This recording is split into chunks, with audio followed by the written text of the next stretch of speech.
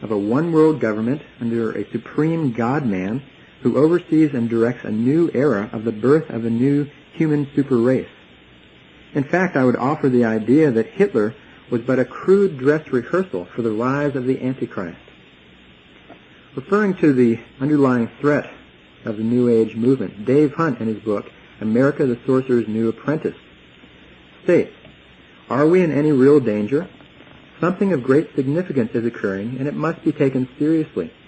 The last revival of occultism played into Adolf Hitler's hands, and the eventual victims numbered in the millions.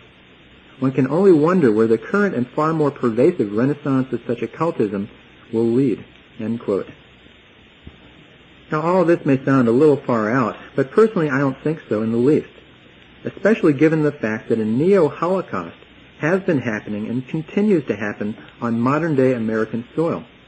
There are murder mills operating in our country almost every day of the year, and have been doing so for over 15 years. These murder mills are conveniently called abortion clinics that have killed over 25 million unborn children at a rate of 1.5 million per year. Think of it, 25 million innocents murdered. This is over 4 times the number of Jews killed during Hitler's Holocaust.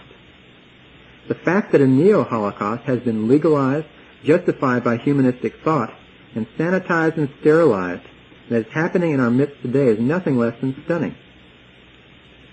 In Randall Terry's book, Operation Rescue, he elaborates on this theme, saying, quote, "Is child sacrifice an ancient ritual belonging to barbaric past civilizations? No. Child sacrifice is practiced every day in hospitals, clinics, and doctors' offices all across America.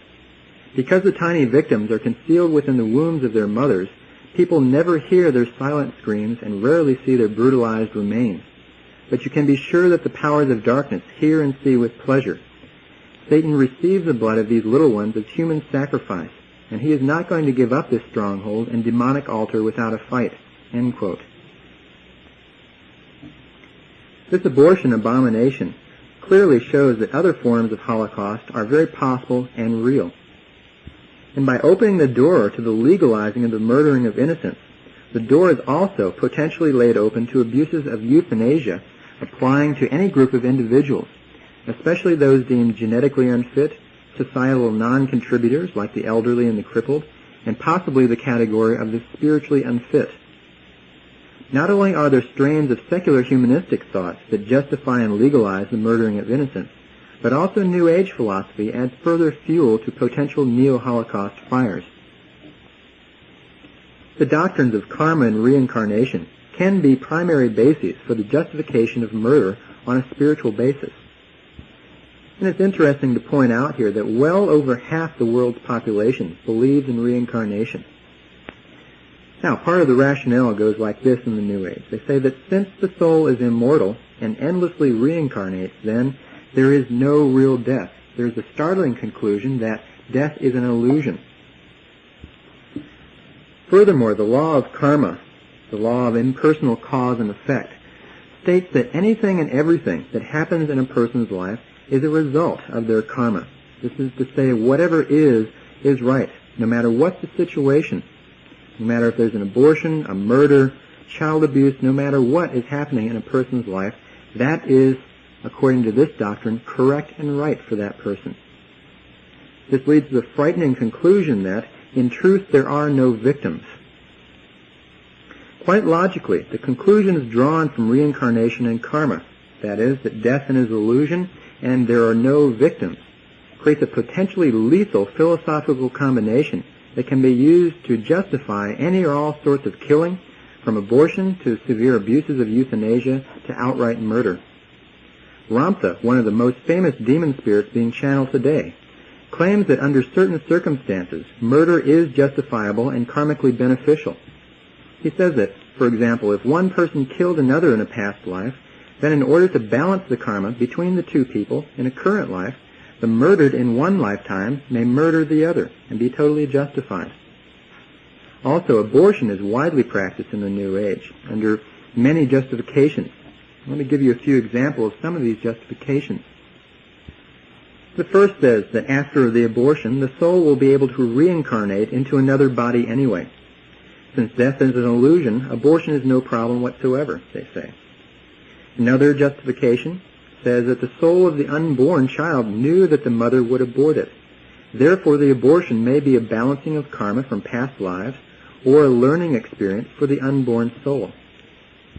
Also, many New Agers feel that if their, quote, spirit guides or higher self provides the spiritual guidance that the abortion is okay, then the abortion must be in balance with the divine order of the universe.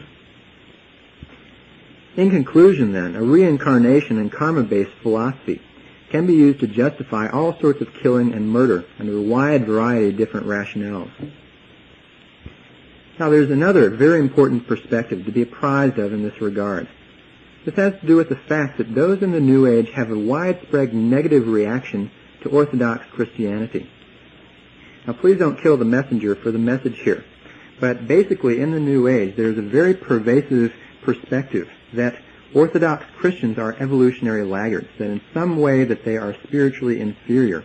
They're looked down upon from their supposed mountaintops of spiritual superiority and look down upon the Christians and regard them as spiritual kindergartners. And this leads to a very pervasive and deeply rooted superiority complex. It's important to note that the demon spirits being channeled today, and many of the foremost New Age teachers, have a recurring aversion and irritation to Orthodox Christianity. Their teachings are so very tolerant about so many other religions except Orthodox Christianity. And this becomes clear in light of the dark forces knowing full well that it is only Jesus Christ and His Church who can bring about the Antichrist defeat. This recurring aversion leads to a very distorted separating the wheat from the chaff theme that keeps cropping up in the New Age millennial prophecies. Let me give you a few examples of top New Age leaders who claim that during the millennial time of transition from today's old age into the New Age, that there will be a time of so-called cleansing and purification of lesser humans from those who accept the New Age.